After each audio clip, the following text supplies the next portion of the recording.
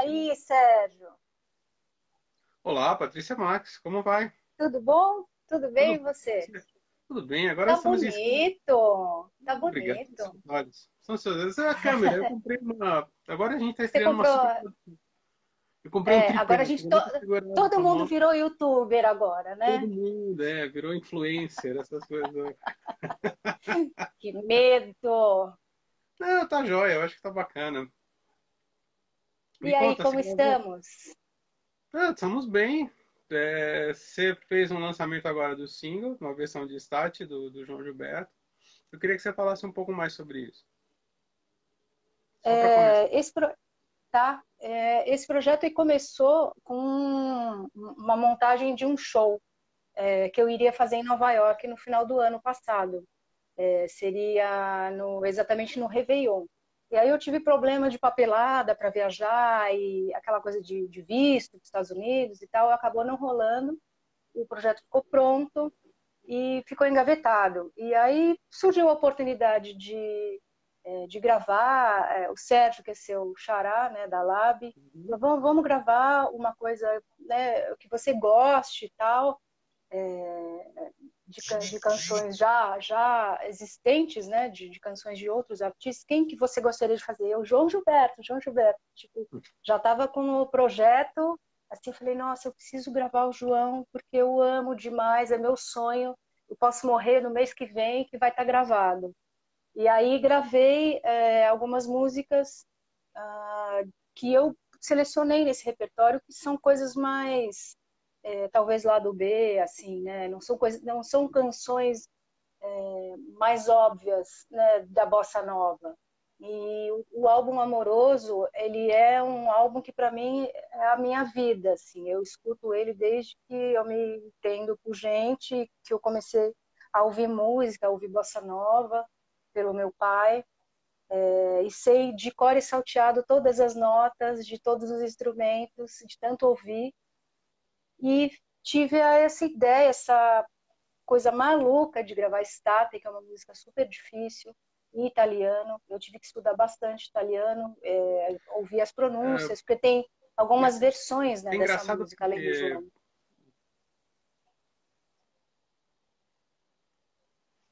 Pode Peraí, falar. tá travando. É curioso porque o Stat, eu lembro que o teu primeiro, entre aspas, grito de liberdade no começo dos anos 90 foi cantando samba. E aí você retoma uma canção italiana. Eu achei muito engraçado. E foi uma coisa de 30 anos atrás, né? Sim, sim, sim. Me E foi... lembrei disso também, quando estava gravando. É, É bem legal a música do Adoniran. E nessa época eu visitei alguns parentes da parte do meu pai, que são italianos, para estudar a pronúncia, uhum. porque o italiano ele tem que ser bem gravado, bem comunicado, bem cantado, né? E ouvi o Andrea Bocelli, ouvi outras regravações, até do próprio autor, né, de Stater, e para poder fazer a pronúncia certinha. Mas o repertório do João, para mim, não é uma, assim, não é uma novidade, né? Porque eu sempre gostei de bossa nova, sempre me apresentei com alguns projetos especiais cantando bossa nova, então me senti muito à vontade de gravar. Assim. E tem essa questão que você foi uma das pessoas que fez um pouco esse cruzamento da bossa nova com drum and bass, né? Quando você foi para a Inglaterra, você tinha um pouco isso já no teu trabalho, né? Sim, sim. Era uma tendência da época, né? Sim. 95, né?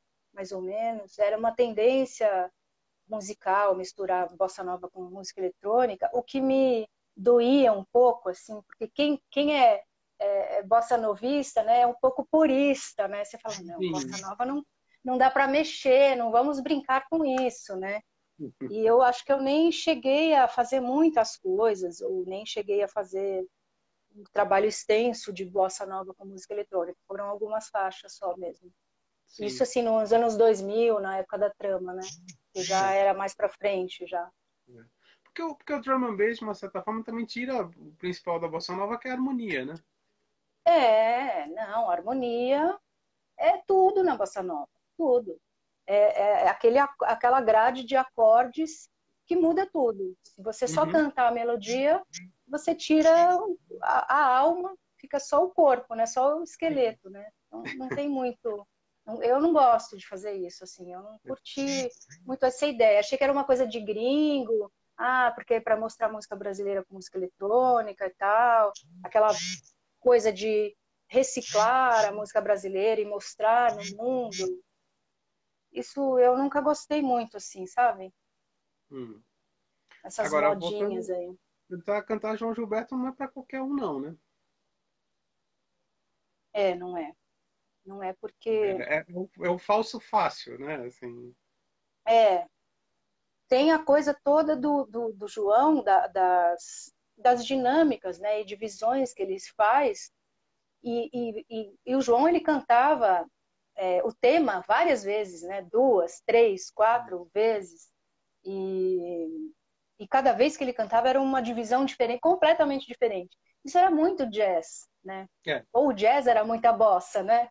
Muito bossa. É. Então eu sempre amei essa liberdade de dinâmicas e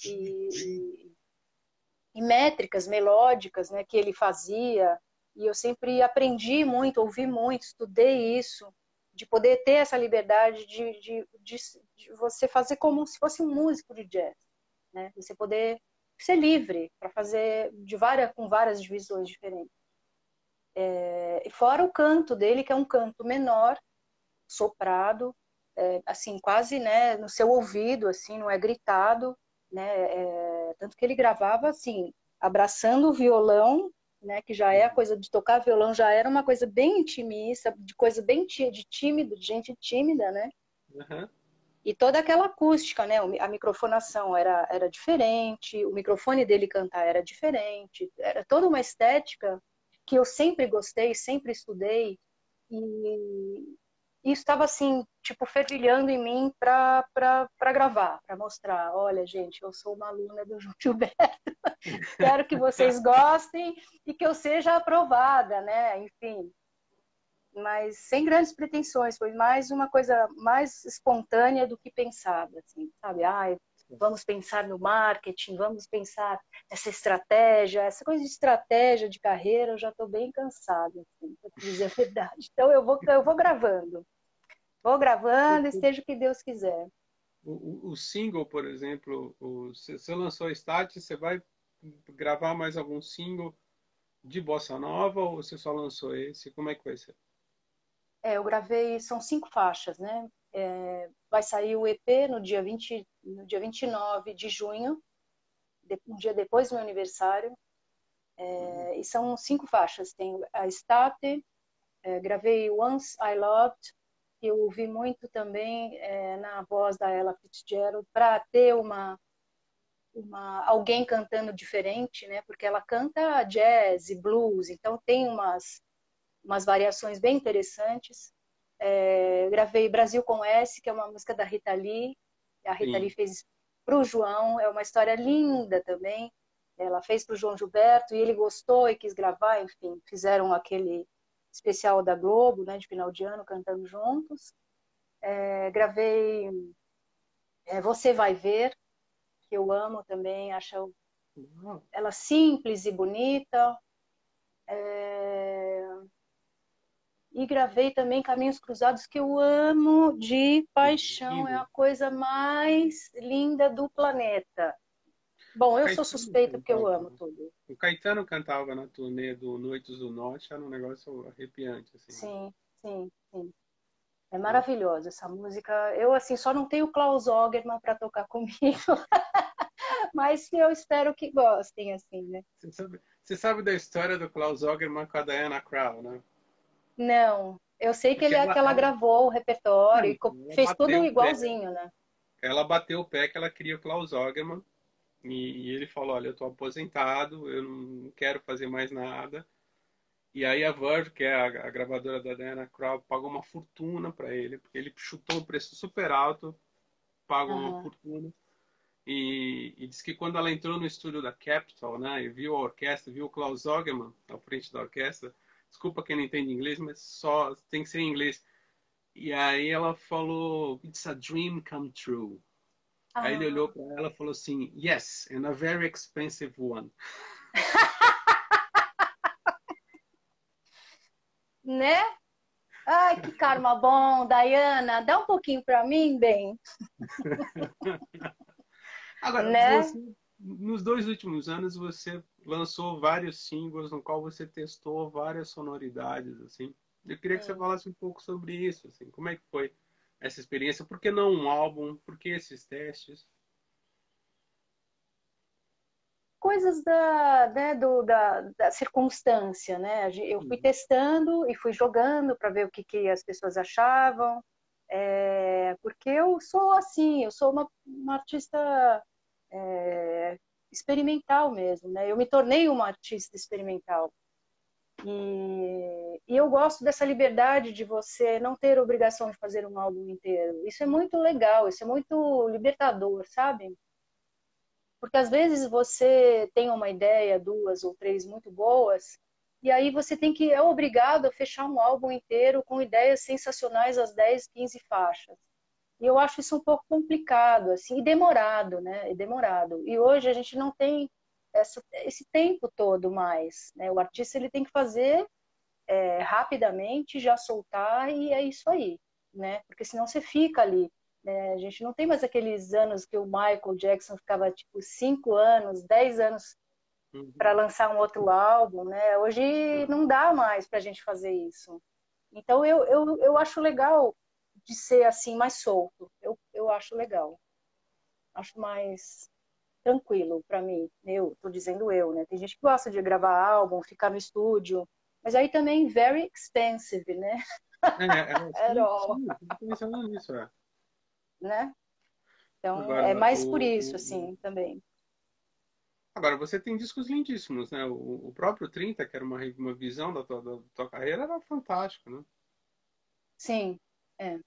O 30 eu também tive um tempo curto, assim, porque eu também tinha uma equipe, tinha o meu ex-marido, o Bruno Bruno. E, né? Que também era uma pessoa que tinha um pouco mais de como é que eu posso dizer, de garra, assim, de fazer aquele schedule virginiano, né? E assim, de cobrar das pessoas e fazer tudo direitinho, Sim. porque eu sou artista, eu estou aprendendo a fazer essa coisa mais rápida e de fazer tudo ao mesmo tempo agora. Depois que eu me É. separei, eu tive que me virar, assim, né? Porque é até bom, eu acho. Mas o 30 foi especial também. Eu tive um tempo, tive uma equipe, os meninos que foram produtores do álbum, o Felipe Nel, o Sorry Drummer e o próprio Bruno, que estiveram comigo nessa equipe para fazer acontecer. Foi muito legal. O que eu acho bacana também no teu trabalho é que você faz releituras, você se apropria da música e joga ela para você. Por exemplo, Espelhos d'Água, né, que é do Dalton, que você gravou com o seu Jorge, vira uma música tua. O próprio Rock With Uhum. You, do Rod Temperton, né, o sucesso na voz do Michael Jackson, você deu uma visão tua sobre a música, né? Então vai além um pouco dessa coisa de, vou fazer uma cover, eu vou gravar. A própria Stat, se coloca uma delicadeza ali na voz, né? Que obviamente o João obviamente não tem. E quando você faz uma releitura, qual é a tua preocupação principal? A primeira preocupação é gravar no mesmo tom original. Isso é um É. super cuidado que eu tenho, porque eu acho que quando a gente regrava alguma música que é uma música, é uma obra de conhecimento, né, de geral, né, do planeta, eu fico preocupada em cantar no tom original. Tanto que a estátua, ela é um pouco alta para mim. Eu tinha até cantado num tom abaixo do original. Mas perdeu a alma, perdeu o brilho. E eu falei assim, não, eu vou cantar no tom original. E aí, como o tom original era um pouco mais alto para mim, assim, para cantar bossa nova, né? Falei, bom, deixa eu colocar mais ar, fazer mais soprado, fazer mais delicado. E isso re- requer um treinamento. Eu tive que estudar e tive que fazer aquecimento, tive que cantá-la várias vezes, tive que ensaiar com o músico, fiz 2 ensaios, assim, extensos. e cada ensaio saía de um jeito. Eu falei, bom, a gente vai ter que chegar no estúdio, porque foi tudo gravado assim, numa tarde, né? De 1 às 5, gravamos o áudio, o vídeo, tudo. E assim, take único, né? Sim. Porque tinha que sincar com o vídeo e tal, e a gente não tinha tempo, era tudo assim. Então fomos para o estúdio ensaiados. E aí a minha preocupação em cantar a estátua, primeiro foi o tom, conseguir gravar no tom original. Segundo, era fazer um italiano bem falado, bem não aportuguesado, né? E terceiro, era trazer para mim o que a experiência da música estátua me dava. Qual era a emoção? Quais eram as lembranças? Porque eu tenho muitas lembranças dessa música. Eu tenho lembranças do meu tempo com meu pai, que ficava desenhando, fazendo projetos, né, aquele arquiteto fazendo projetos em casa e cantando, e eu cantando com ele. Eu tenho uma bagagem emocional muito forte, o álbum Amoroso, principalmente. Então, a minha preocupação foi realmente poder me colocar lá, né? Eu escolhi a música, homenagear o João, e falei assim, mano, agora vai. Você tem que cantar e botar sua alma. E eu tive que ensaiar muitas vezes porque eu chorava quando eu cantava. E eu falei assim, eu não posso chorar no estúdio. Vai ficar horrível. O DJ Santos fez uma pergunta interessante, que você falou que você já passou por vários gêneros musicais, esse trabalho é mais intimista, e ele pergunta quais foram os ensinamentos que você tirou do teu flash com o R&B, né, gravando com e outras coisas. A minha experiência com R&B, isso? Pergunta? Sim. Eu acho que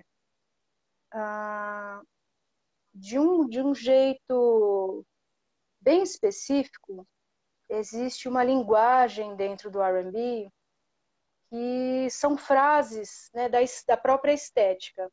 Então, eu cantar R&B para mim foi conseguir entrar nessa estética, e é uma estética que eu sempre gostei também. Eu sempre, paralelo à bossa nova, que sempre ouvi desde pequena, eu cresci ouvindo black music, né? A minha escola também é black music, né? Sei lá, as crianças da minha idade ouviam Menudo, eu ouvia Motown, eu ouvia Michael Jackson, Stevie Wonder, Commodores, Lionel Richie, Diana Ross, Marvin Gaye. E aí eu falava, gente, que coisa maravilhosa, tipo, me encontrei, sabe? E paralelo a isso, eu gostava de bossa nova, gostava de jazz e tal. E aí eu acho que eu consegui passear nessas estéticas. Que são bem distantes, né? São bem diferentes. São escolas distintas, né? Uma é mais íntima Sim. e a outra você canta com a alma, assim. É. E aí eu resolvi trazer essa alma da black music, do R&B, na bossa, assim. Sim. Porque não tem como, uma música sem alma, gente, eu não consigo conceber, assim. Hoje em dia as pessoas sabem fazer bem isso, assim, música sem alma, né? Mas eu não consigo, eu sou da velha guarda, né? Estão falando que você deveria gravar September, do Earth and Fire. Eu amo. Eu fiz até uma playlist no Spotify que chama Quarantine. E joguei aí pra galera. No começo da quarentena, tipo, tem Earth and Fire, tem várias coisas bem animadas, assim. Aquela primeira semana que a gente ficou em quarentena achando que estava de férias, né? Depois a coisa foi, né? Mas tem lá na minha playlist lá. Eu amo demais. E eles são maravilhosos, né? Aquele álbum é muito bonito. Começa com September, deve terminar com Joy Division, né? Isolation. Triste, né? Isolation, isso. Eu ia falar isso. Eu tô no September ainda até hoje, assim. Não vou deixar cair, não. Tô fora. Eu acho que você é uma grande cantora soul. Inclusive, tem um disco da tua carreira que até um amigo meu, Obrigada. o Ibson Cardoso, pediu para te perguntar por que que não sai, que é o Incertezas. Que é um disco soul, é um disco R&B. Você tem um dueto, inclusive, com a Ed Mota, que foi todo improvisado, né? Vocês improvisaram Sim, no estúdio. sim, sim. É uma música do Ed com o Bombom. Sim.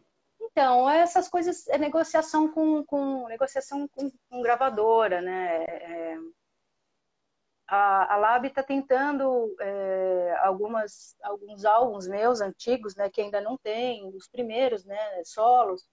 Isso é uma questão de negociação. Enfim, eu não sei muito, não fico muito a par disso, mas a tendência é lançar esses álbuns, né, online, enfim, nas plataformas. E é legal, né? Tem que valorizar. E é um álbum que eu gosto bastante, assim. Foi uma fase de saída da gravadora, de saída do né, daquela coisa muito pop que eu comecei, né? E aí já tentando experimentar várias coisas. Tanto é que tem música do Humberto Gessinger, tem Ed Mota, tem tudo ali. Sim, sim. Eu estava numa fase que eu já estava opinando um pouco mais. Foi, É foi um, teu último disco pela BMG. sim, mesmo meu último disco pela BMG. E tem muita gente que gosta dessa música Incertezas, muito, muito. Ela é bem bonita. E tem um E eu arranjo gosto muito. maravilhoso do Lincoln. Sim. O Lincoln, nossa, ele era tudo, né? Era a alma dos álbuns daquela época. É. Inclusive, eu devo fazer uma live com a Mari, o Livete e com o Y, Ah, logo é? mais, a semana que vem, para falar do Lincoln, as experiências, as histórias, tudo. Vai ser muito legal. Você chegou a trabalhar no estúdio com ele, assim? Sim, sim, sim. Trabalhei com ele. Mas era assim, uma loucura, porque eu era criança, né? Eu devia ter uns 13, 14, 15 anos. E a gente já ia à noite, para varar à noite, para É. passar a noite gravando, uma música atrás da outra, e o Lincoln, tipo, fazendo os arranjos na hora, uma atrás da outra. Eu cheguei a dormir no quarto da Mari, ela não sabe disso, e acontece na live. Ela era pequenininha, tipo, devia ter uns, sei lá, uns 3, 4 anos. Eu dormi naquela caminha, assim, porque eu já estava cansada, era tipo 1, 2, 3 horas da manhã, e a galera, tipo, fazendo todo o álbum numa noite. Sim. E eu acordei, era umas 7 da manhã, assim, e cantei mais umas 2 ou 3. Era nessa toada, assim, as gravações na época. É curioso também que você, de uma certa forma, abraçou. Você deu um aval para caras como Max de Castro, por exemplo. Né? Quando você faz um disco com produção do João Marcelo, que você tem o Max, você tem toda aquela turma que depois desencadearia na trama. Era Ah, você era a pessoa mais importante ali, né? mas eu não tinha essa noção na época, não. Eu não tinha. Tipo, o álbum Charme do Mundo, eu não tinha muito essa noção de que eu era a figura principal, como você está colocando, né? Eu não tinha essa noção. Eu realmente estava numa outra fase, adolescente, né? Faz parte sei lá, de 17 a 19, 20, mil Sim, coisas acontecem na cabeça, né? E eu não tinha essa noção. E eu acho que, tirando algumas coisas, algumas pessoas, enfim, da época, tudo muito circunstancial também, né? Eu vivia num ambiente extremamente machista, né? Extremamente machista.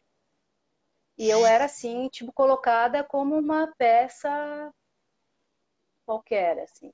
Então é meio triste de dizer, mas essa é a realidade. E é hoje não, mesmo. hoje eu tenho. É.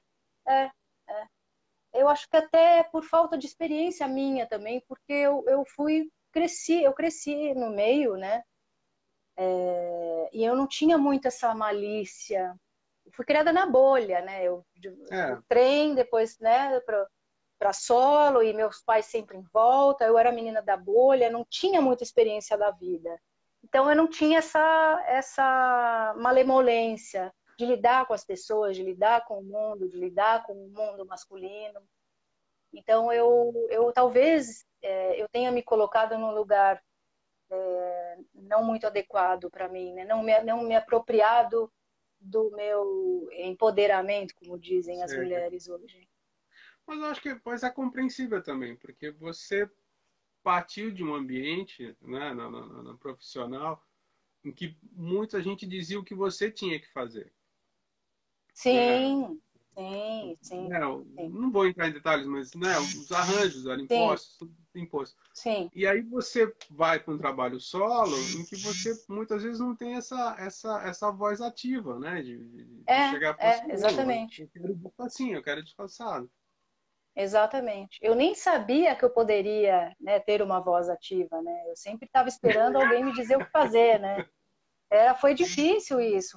Isso só aconteceu quando eu saí da Universal, né? Porque aí a fase do Nelson foi a Universal. Quando eu saí da Era a Universal, que Lux, acabou o né? contrato com o Nelson, hã? Que era a Lux a gravadora dele, não é isso? É, Lux? A Lux com a Universal. E aí eu me casei, conheci o Bruno, e aí tudo mudou. Aí eu falei assim, não, agora chega, não quero mais ninguém mandando em mim. Nem você. Muito menos você, né? Muito menos você. Aí eu fiz o respirar, que era uma coisa totalmente minha. Eu comecei a compor, comecei a escrever, e comecei a fazer letras e melodias. E o Bruno, não, você tem que fazer suas coisas e tal.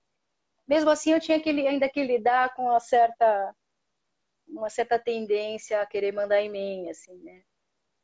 Normal, faz parte.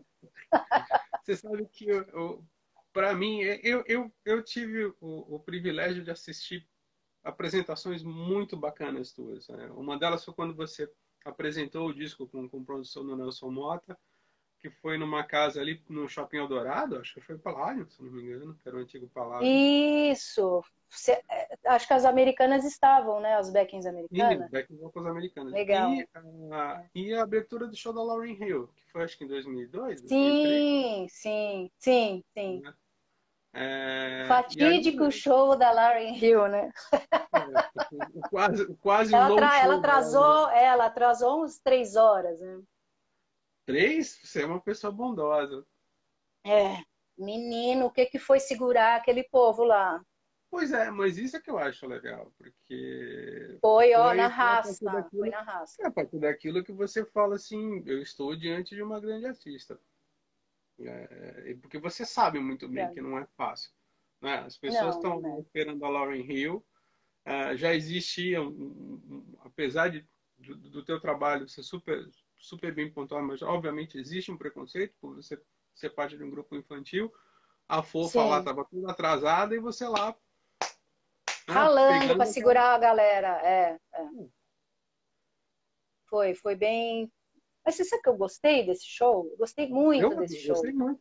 Porque eu me senti, assim, a pessoa especial da Black Music. Falei, gente, eu tô aqui abrindo pra Lauryn Hill, eu sou muito chique. E é. Aí eu deitei e rolei, eu nem ouvi a galera, tipo, xingar e falar, eu quero a Lauryn Hill, as crianças chorando lá, né? Eu nem aí, eu aproveitei, eu falei, ai, deixa eu deitar e rolar aqui nesse palco maravilhoso, enorme, o negócio, o lugar lotado. Eu falei, ai, que delícia, deixa eu aproveitar, nem aí pra torcida. E era um show em pé, né? Era um show em Um pé. show em pé, não era aquele show sentadinho, não, eu lembro disso. Não, não, não, não. Foi muito louco esse dia, inesquecível. Mas Houve eu outras adorei, situações, adorei. houve outras situações como essa de você Deixa eu é, ver.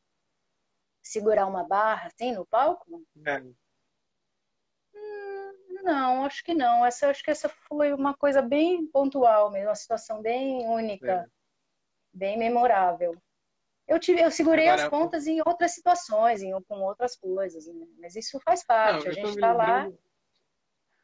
eu tô me lembrando de uma história horrorosa, mas ao mesmo tempo engraçada que você me contou uma vez, que você foi fazer um Hum, show de pé quebrado e o É, contratante não queria pagar porque você não tinha dançado. ai, Jesus, olha, olha, meu livro Que precisa muito sair louco isso, né? urgente. Assim, Mas eram esses shows assim, lugar mequetrefe, né? Lá do Acre, lá de Porto ah, Velho. Eu tinha operado o joelho, viajei, sei lá, 6 horas com o joelho doendo. Eu cheguei lá. Qualquer coisa de contrato você tem que fazer, né? Você tem que ir, não tem mais como, senão bem. os contratos bem leoninos, e cheguei lá e fiz o show sentada, tal, era num lugar ruim, e aí eu desci pro camarim, que o camarim era embaixo, e o contratante era um cadeirante, e ele falou assim, olha, um segurança na porta, armado, com a revólver na cintura, ele falou assim, olha, eu não vou te pagar, não vou pagar seu cachê porque você não dançou. Eu falei, não, mas eu vim aqui, 6 horas de avião, eu vim encontrar, assim, cumpri meu contrato, eu fiz o show, não, mas você não dançou. Aí eu falei, Tem que ver. Jesus amado. E não E dá para se aí, discutir. É. o que você ia falar, Sérgio? Não, você falou, não dá para se É, discutir com um cara que tá armado, né? não, não, eu tava com meu irmão, coitado, meu irmão, um ano mais novo que eu devia ter, sei lá, 17, 18, e ele 17, 16, sei lá. E a gente apavorado numa situação dessa, fomos pro hotel, tipo, esperar para viajar no dia seguinte de volta, sem dinheiro. E acho que a minha mãe me ligou, tentou armar uma coisa assim, um voo de madrugada para a gente sair de lá, e a gente saiu pela janela do hotel. Nós saímos pela janela do hotel, porque o segurança armado ficou na porta do hotel, tipo, vigiando a gente. Assim, eu falei, gente, que é isso, pelo amor de Deus? Essas coisas, né? Essas histórias As pessoas, surreais aí. as pessoas não têm ideia, né? Não, Do não, como é não o tem ideia, não show. tem noção. Ah, não sei. Porque eu acho que rola muita coisa do fetiche, né? Sim, Tem uma sim. coisa do fetiche, assim, né? De me ver dançando, enfim. Aí o cara queria o pacote completo, eu não fiz, né? Ai, Jesus, cada Uma vez me história. contaram, tem um amigo meu que é empresário sertanejo que contou essa história, que ele recebeu metade do cachê prometido, Aham. e ele reclamou do cara. Ele falou assim, não, você tá me desrespeitando. O cara falou assim, não, eu não tô desrespeitando você. Aí ele falou, não, eu Hum, vou chamar a polícia. O cara falou assim, hum. o chefe de delegacia dessa cidade é o segurança do show. Nossa! Aí ele falou, poxa, mas não dá, isso é um desrespeito. O cara falou assim, olha, vamos fazer combinar uma coisa. Desrespeito seria se eu mandasse esse chefe da polícia dar uma voltinha com você pela praça da cidade e você amanhecer morto, né? Então, pega, pega o que você ganhou aí, pega o que É. você ganhou aí, pica a sua mula e se dê por satisfeito. Meu Deus, olha, a gente passa cada uma, viu, Sérgio? Eu costumava fazer aqueles famosos playbacks na Baixada Sim, Fluminense, né? Que na época dos anos 80 todo mundo fazia assim, 5, 10 shows na madrugada, cantava 3 músicas em vários lugares da Baixada, Belfort Roxo, a gente chegava lá com o pessoal armado, assim, metralhadora na porta. Era um negócio assim, eu tinha 13, 14 anos, imagina, uma menina, pai, mãe e eu, né? Situação assim, bem certo. familiar, assim, né? Uma faixa de Gaza, né? E aí, uma vez, eu fui também com meu irmão e um produtor, um alemão, que tinha acabado de entrar no escritório que eu tava e tal. Coitado, o cara todo fino, alemão, né? E eu fiz esse tanto de shows de madrugada. Cheguei às 6 da manhã no hotel, com segurança do contratante na van, junto. E aí o cara falou assim, olha, passa o dinheiro para mim, porque é isso. A gente tinha tipo recolhido o dinheiro da madrugada inteira, e o próprio segurança assaltou a gente, o segurança do contratante. É Isso, punk, é isso, punk. isso de alguma maneira te deu bode na hora de fazer show, não? Deu, deu. Bode e também de me expor, né? Ah, Hoje eu questiono, porque há um ano, sei lá, um ano e meio atrás, eu dei uma entrevista para Jovem Pan, para a Rádio Jovem Pan, falando, questionando essa coisa do show, né? Essa estética do show, essa estrutura do show, que é o artista no palco, acima do público, e o público aqui embaixo, né? É sempre assim, mesma coisa, já desde que o mundo é mundo, é sempre assim. Eu falava, gente, não é possível, tem que ter um jeito de fazer um outro formato, podia quebrar isso. Ah, mas como é que vai fazer isso? Olha, não sei, de repente o artista faz show em casa, as pessoas assistem, participam e tal. E é o que a gente está vivendo hoje, assim, né? Ou fazer o show. com as pessoas em volta. Isso já existe, eu sei que existe, mas de uma certa forma ter a interação do público no show. Não sei como isso seria, mas essa divisão sempre me incomodou um pouco, né? E você tem De feito fazer suas sempre a entrevistas mesma também, coisa. né? Você fez uns tributos a Sim, Billie Holiday, a Elisete Cardoso. fiz, fiz. Fiz tributo ao Michael também no Bourbon, que foi muito legal. E aí eu comecei a fazer coisas mais intimistas, porque me agradam mais. Assim. Não que eu não goste de palco gigante, eu amo, amo, amo, amo. Essa coisa de mega produção, adoro, mas eu me sinto melhor numa coisa mais perto das pessoas, ultimamente. Então, sei, a gente está perto aqui, né? Relativamente perto, né? Cada um na sua casa. A gente precisa para almoçar de novo naquele vegetariano lá na Pompeia. Precisamos, É, depois da quarentena, né? Se ele depois de existia quarentena. ainda, né? Se nós existimos. Ah, estão perguntando se você vai fazer live. Ah, estão me cobrando tanto, E aí? tanto, eu vou fazer, né? Vou fazer, eu vou acabar fazendo, porque eu sou, sei lá, eu sou meio rebelde, assim. Eu vejo tanta live, live, live, live, eu não posso nem ouvir a palavra live, assim, mas beleza, vamos fazer. Hum, Estamos em casa, vamos cantar, né? É até bom que eu também encontro com os músicos, né? Assim, na casa deles, enfim, a gente toca, faz um pouco de som. Tem que ser uma coisa sem pretensão, né? Essa coisa de 1000 câmeras, e montagem e tal, isso não é live, né, gente? não, isso é um show, né, na verdade. É, eu não tenho essa estrutura, não, gente. Igual o Zeca Pagodinho, uma vez eu vi um meme dele. Gente, eu não faço live porque eu não sei tocar. Eu falei, ai, sou eu, te entendo, né? Mas eu vou fazer sim, acho que na terça que vem, talvez, eu estou combinando ainda com o Herbert, que é o tecladista e produtor, que fez comigo o último álbum, o Nova, da gente falar sobre o Nova e depois falar sobre o Static, que ele não participou, mas como um gancho de também eu tá falando do meu trabalho um pouco mais, né? Eu sempre fui muito tímida e tenho um pouco de preguiça de ficar dando entrevista e tal. Mas não tem como, né?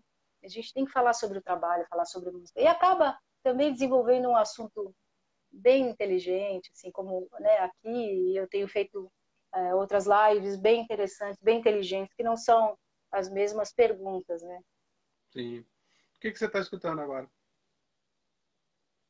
É difícil, né? Porque eu escuto tudo misturado, assim. Além do português. Hoje eu escutei um pouco dos meus trabalhos, assim, de algumas faixas que eu, tipo, Despertar. Eu revivi um pouco, assim, dos meus álbuns, das faixas que eu mais gosto. Eu tô ouvindo um pouco assim, da novidade do R&B, descobrindo algumas coisas novas, assim, que eu gosto. Aí eu vou selecionando umas playlists. Mas nada assim novo, é sempre mais o jazz. Às vezes eu me canso, escuto só barulho de água, barulho de passarinho, coloco uma frequência lá. Como eu estou fazendo também um trabalho de terapeuta de Theta Healing também, que é uma novidade para mim, e eu estou amando fazer isso. Eu tenho estudado bastante as frequências e a cura, e como o cérebro trabalha com relação a essas frequências, a música e tal. Teta É um Healing, trabalho como é isso? interessante. Me conta, há Então, quanto Theta tempo você tá Healing, fazendo? eu estou desde fevereiro, antes da quarentena. Eu já estou atendendo desde o dia 11 ou 12 de fevereiro online. Certo. Paralelo a tudo isso, a minha vida profissional como cantora e tal, eu sempre tive um grande interesse pela psicologia, psicanálise, e lia alguns livros do Freud, biografias e tal. Faço psicanálise há 8 anos, gosto muito. E eu tenho todo um lado intuitivo, da espiritualidade, que eu também sempre gostei, de meditação e tal.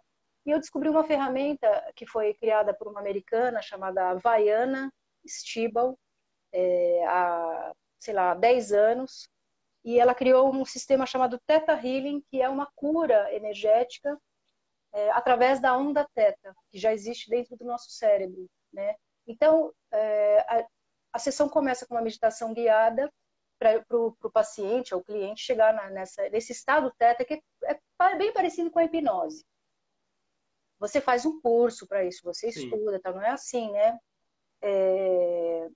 E aí, nessa onda teta, porque a pessoa já chega com um assunto, ela fala assim, olha, hoje eu quero trabalhar a minha ansiedade, hoje eu quero trabalhar a minha depressão, porque é isso, isso, isso, tá.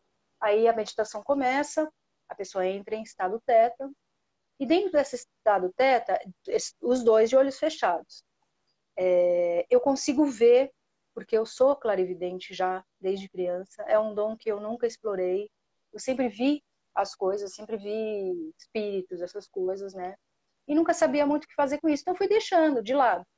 Essa ferramenta me permitiu que eu usasse de um modo seguro, pontual. Então, quando a gente entra nesse estado teta, a pessoa que me traz um problema, eu consigo ver nela, como se fosse um raio-x, quais são as coisas.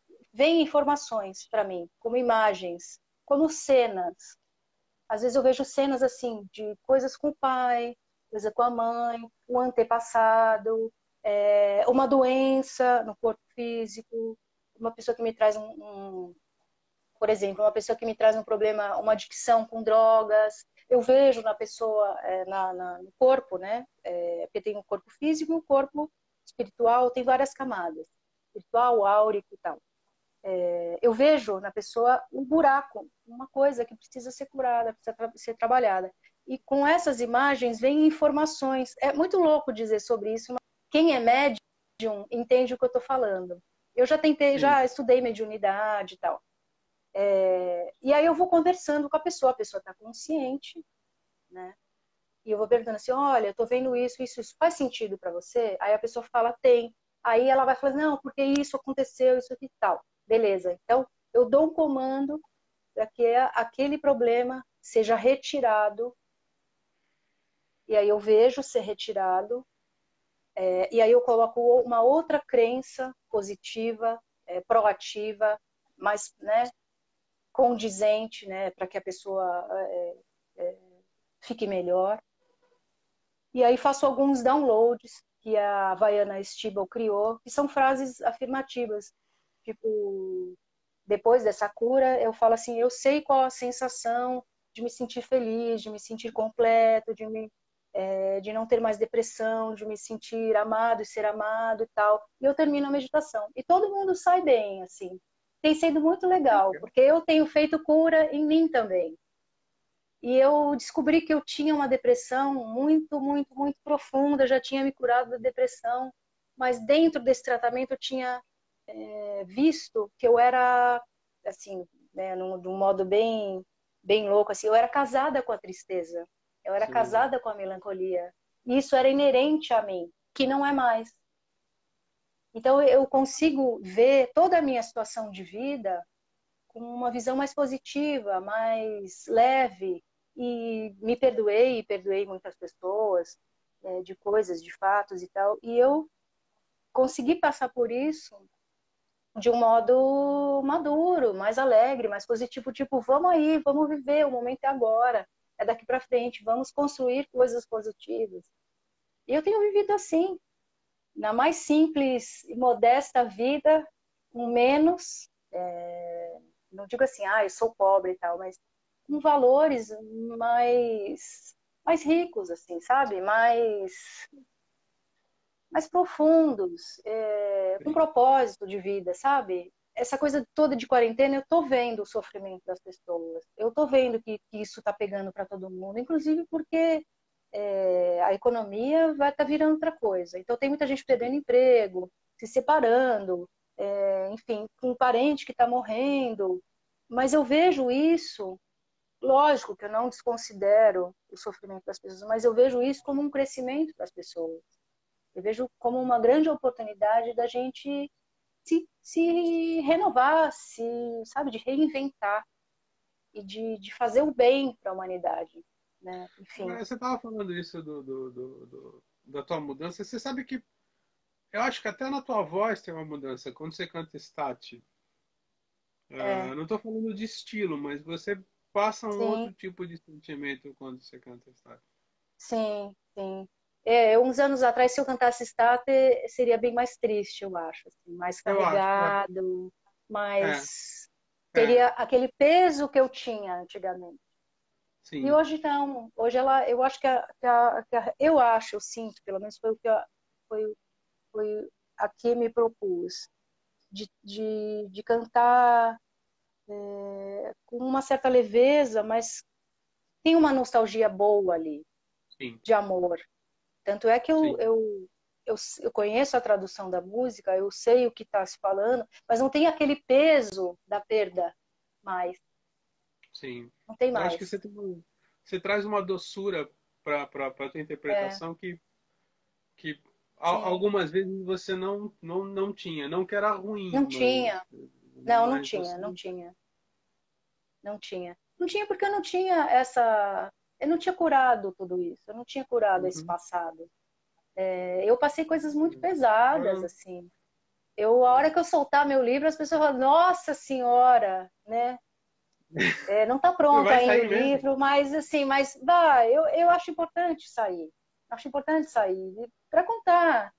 Me inspiro muito no livro da Rita Lee, o primeiro livro, que é maravilhoso. Eu amo a Rita Lee de paixão. E ela contou de Uhum. um jeito leve, um jeito Sim, divertido, né? Que mistura o passado e o presente, né? Faz essa sim. viagem, faz esse passeio pela vida. E eu esperei por esse momento na minha vida de poder contar com leveza. Eu jamais poderia ter lançado esse livro antes, porque eu estava muito rancorosa com tudo, com todos, sabe? Eu ainda tenho coisas para curar, não digo que eu estou totalmente assim, ai, estou livre. Não, tem coisas que ainda me pegam, mas eu estou trabalhando muito nisso, assim, Essa clarividência empenhada. desde criança, não? Sim, sim, Como é que ela sim. se manifesta? Às vezes eu vejo coisas, às vezes eu vejo pessoas, né, espíritos, mas como eu subi a minha energia nesse estado que eu estou hoje, você deixa de ver coisas mais pesadas. Sei. Você vai trabalhando um pouco a sua clarividência para ver coisas que você precisa ver, né? Sim, Você fala assim, bom, eu estou fazendo esse trabalho, eu vou ver só na hora do trabalho. É uma coisa meio conduzida. Antigamente não, eu via tudo.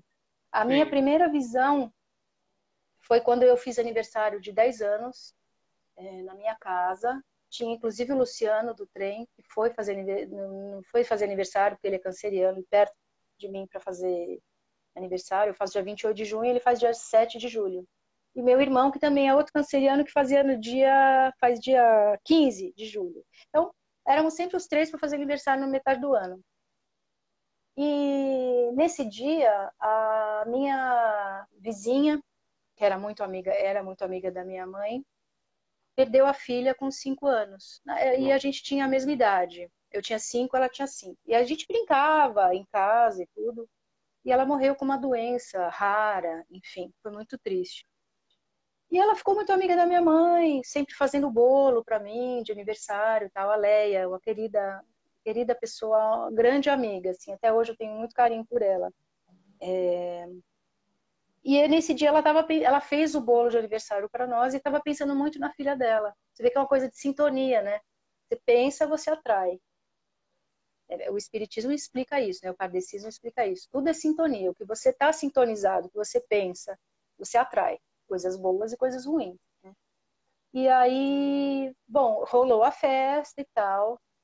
E quando eu fui dormir, inclusive o Luciano pode confirmar isso porque ele também viu, porque ele também é clarividente. Eu fui subir para brincar, isso no final da festa, já estava quase todo mundo indo embora. Eu subi na minha casa ali, no escuro e tal. E o Luciano viu. Falou, nossa, mas tem uma menina aqui no corredor. E eu saí correndo, todo mundo saiu correndo. Enfim, foi todo mundo embora, eu fui dormir. Na hora que eu fui dormir, eu vi essa vizinha, essa menina, direitinho no meu corredor, assim, na minha Nossa. casa. Com vestidinho, com cabelinho, tudo. E eu morri de medo. E aí, a partir disso, eu comecei a ver outras coisas, né? Comecei a ver, né, ao longo da vida. E eu nunca dei muita bola para isso. Nunca tive medo também. Então, Uhum. é muito louco, né? A gente vai ignorando uns dons assim e vai saber o que você vai fazer com isso lá na frente depois, né? É, Bom, porque não Patrícia, para, né? Quem ouve, ouve, quem não ouve, tá, enfim. é. Bom, Patrícia, a gente está chegando no final da nossa conversa. Eu queria te agradecer muito, não Sérgio. só pelo teu tempo, mas principalmente por você ter feito uma versão maravilhosa de Start. Mal posso cobrar Obrigada, pelo resto, né? E obrigada. ainda vou cobrar aquele peixe que você falou que é projeto. Ah, mas deixa acabar a quarentena, deixa acabar a quarentena. Eu vou fazer o peixe especial para você, né? Então, eu só queria dar um recado aí pro pessoal que a Stater já está em todas as plataformas digitais, que o Sérgio, o seu xará, vai me cobrar o serviço, né? Sim, lógico. E o próximo single vai sair no dia 22 de maio, que é a regravação da Once I Loved, e o EP todo completo sai no dia 29 de junho. Se eu estiver errada, depois eu publico. Tá bom. Obrigada, viu, Sérgio? Adorei te Obrigado, rever, eu Patrícia. estava com saudade. Até Eu pensei em você também. antes de ter marcado essa entrevista, assim. Foi É. coisa de sintonia. Olha aí. Um beijo. Obrigado. Beijo, obrigada. Tchau, querido.